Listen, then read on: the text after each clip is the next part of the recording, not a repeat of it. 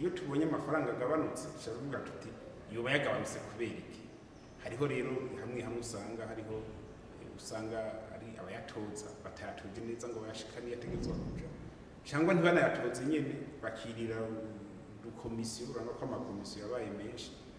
navyo nyene turabikorerako cyangwa n'abandi bayatoza ntibayashikane ko twarabonye nk'uburorero aho batoza nko muri mbere ya Bujumbura bagatoza uyatoza agatoza ibihumbi 100 mugabo gacashika ibihumbi 10. Aho byo byose turabikorerako kandi byaduhaye umwanya twaronse umwanya ukwiye wo kubikorerako. Nibaza ko misiza byose byo kunyonora amafaranga ya komine bizoba byagabanutse ku rugero rushimishije kuko nabo twafashe muri meri bari banyuruje hafi miliyoni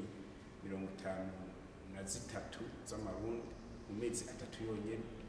twarashoboye kuyagaruza yose yaragaruze mu gaca ca meri ya Bujumbura. N'ahandi nuko abo dufashe abo twiketse ko hari ikintu kitameze neza bakoze mu bijanye n'itunganywa ry'ubutunzi bw'amakomine no kuri nta gahembwe baronka kandi uburorero ni bwinshi kandi namwe n'abarundi barabizi mu makomine hariho benshi bamaze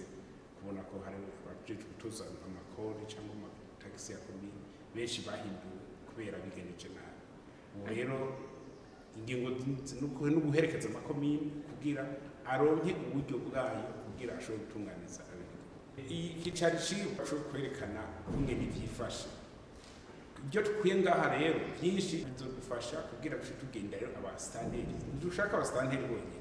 kuko muri iki gikorwa cyo kwegeranya ubutunzi bw'amakomine hariho kontable harundi yitwa RCO harabandi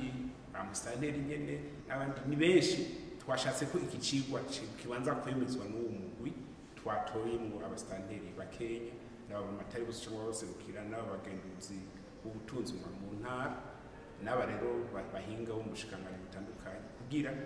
cigwa tubanze tucemeza ko kirimo ibyo tuza kuja gukorana nabo bajejwe kwegeranya ubutunzi. Imbere y'uko ubwo buhinga budushwara dusaba yuko ababijejwe tuzovugana neza kungene tuzogira amaformation tubagure tubereke byangombwa kungene komine itegezwa gutwagwa kubijanye no kwegeranya ubutunzi no kubukoresha.